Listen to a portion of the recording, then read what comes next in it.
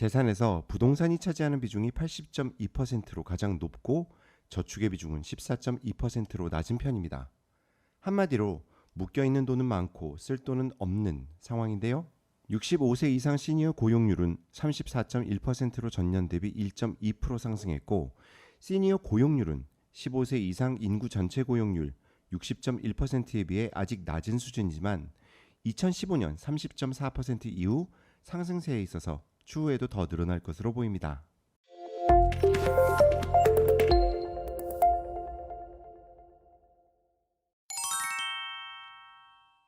안녕하세요. 그레이모레레입니다.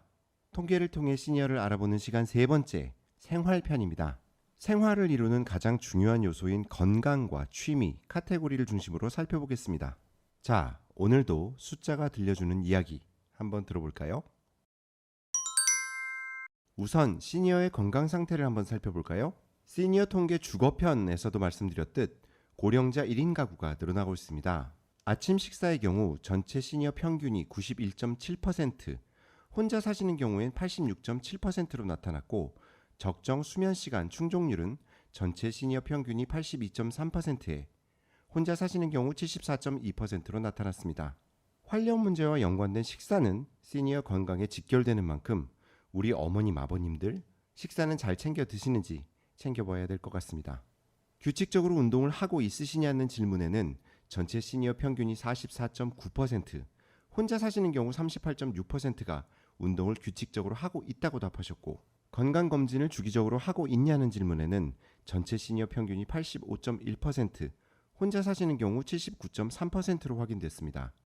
아무래도 혼자 사시는 경우 식사도 그렇고 운동도 그렇고 덜 챙기시는 건데요.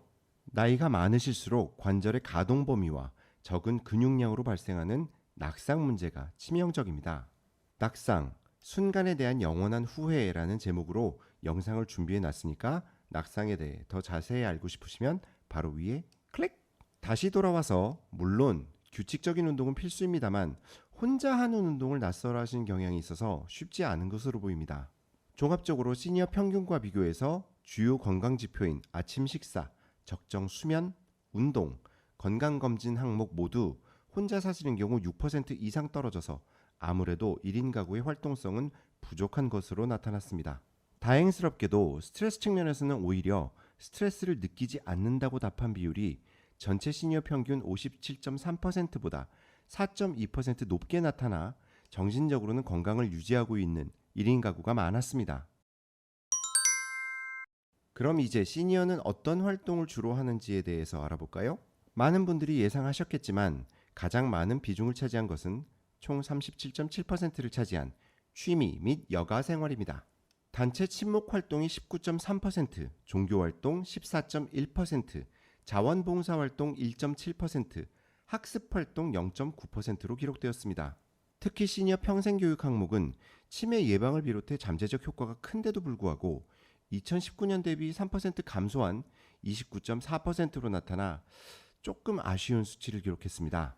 취미와 여가 활동이 가장 중요하다고 응답한 만큼 전체 시니어의 80.3%가 여가 활동을 즐기고 있다고 응답했습니다. 하지만 코로나의 여파로 프로그램 참여나 단체 친목 활동보다는 산책이 34.1%로 가장 비중이 높았습니다. 2019년도에 발표된 고령자 운동별 실천율에서도 시니어의 걷기 사랑이 드러나는데요. 전체 비중의 58.2%가 걷기 및 유산소 활동을 루틴에 포함하고 계셨습니다. 아유, 정말 코로나에서 하루빨리 자유로워져서 매일 편안하게 산책을 좀 즐기실 수 있다면 정말 좋겠죠? 여가나 취미 활동은 어디서 즐기시는가?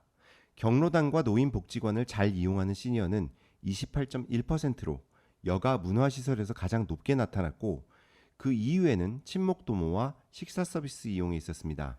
경로당의 경우 2011년 3.7%에 머물렀던 이용 비율이 2020년 62.5%까지 크게 상승했는데, 지자체의 냉난방비, 식사비 지원이 큰 몫을 했을 것으로 예상됩니다.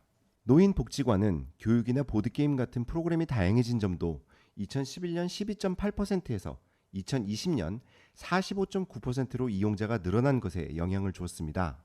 코로나 확산 방지로 인해 2월 중순부터 중단됐던 경로당 운영이 4월 25일부터 3차 접종자 대상으로 정상화되었습니다. 그동안 부족했던 활동량을 채울 수 있는 중요한 포인트가 될 것 같네요. 4차 접종도 시작했으니까 편안하게 오랜만에 게이트볼 한 게임?